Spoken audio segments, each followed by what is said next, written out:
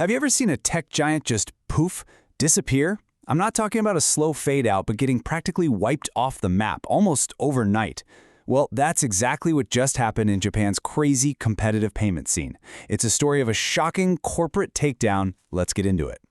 So, here's the central question, the big mystery.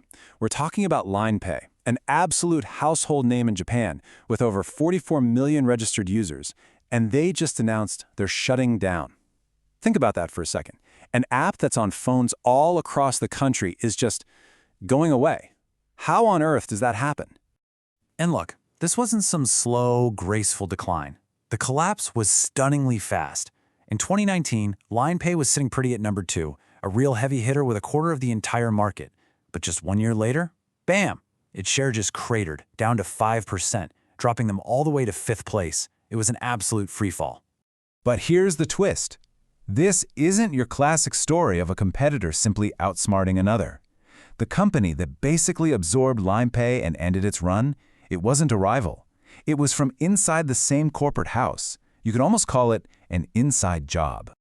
Okay, so let's start by digging into the official story.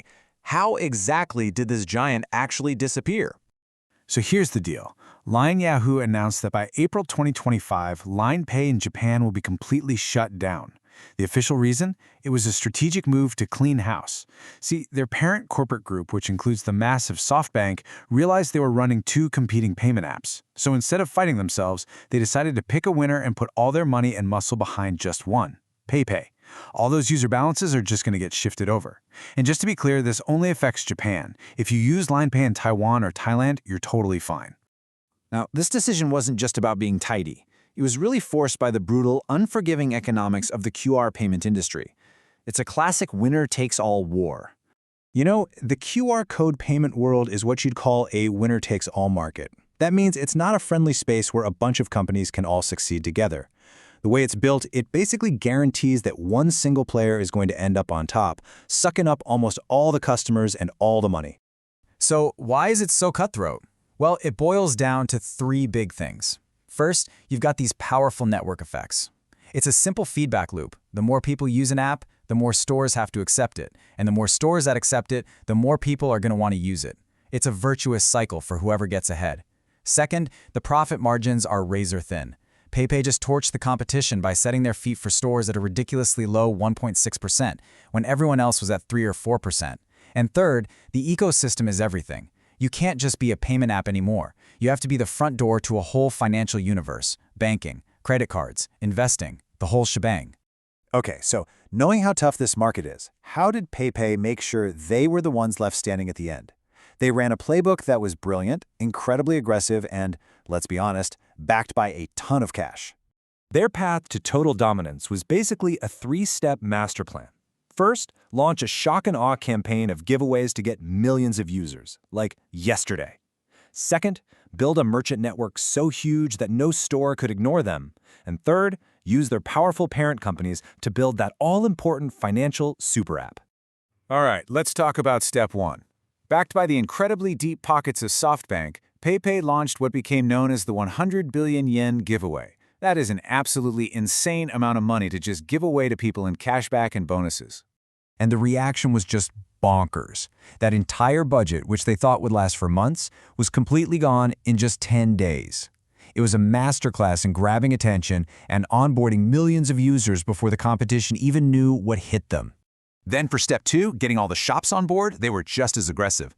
While their rivals were charging stores 3 to 4% on every sale, PayPay rolled in with an offer nobody could refuse, 0. Absolutely free. Eventually, they did add a fee, but they kept it at just 1.6%, way below what anyone else was charging. For any small business owner, it was a total no-brainer. So with both the customers and the merchants locked in, the war was pretty much over.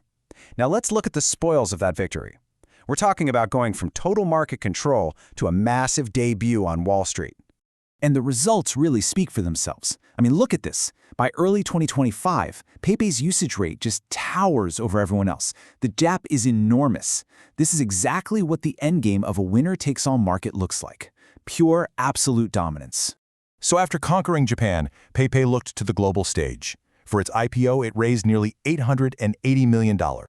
That IPO gave the company a massive valuation right out of the gate, around $10.7 billion.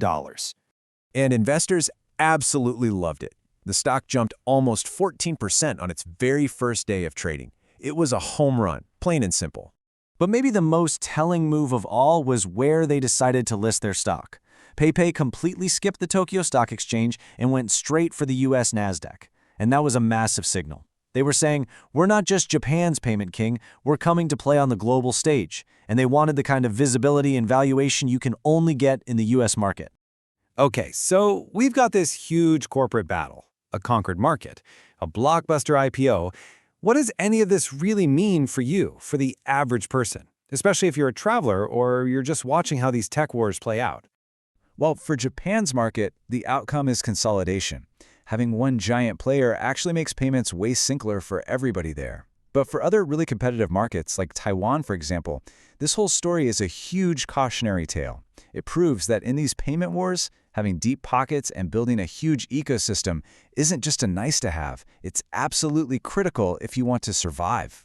And believe it or not, this is actually fantastic news for travelers. Because PayPay is so dominant, it's become the central hub for international payment apps to partner with. So now, if you're visiting from a place like Taiwan, you can use your own apps from home, like JKO Pay or eSun Wallet, and pay directly at millions of shops in Japan. No more messing with cash or downloading new apps. You just look for that one familiar logo everywhere. When you really step back and look at it, the story of PayPay and Line Pay is a playbook that could happen anywhere in the world. As we all move closer to a cashless future, it really makes you wonder, in the payment wars that are heating up in your own country, who's building that unstoppable ecosystem to become the next PayPay, and who's on track to become the next Line Pay?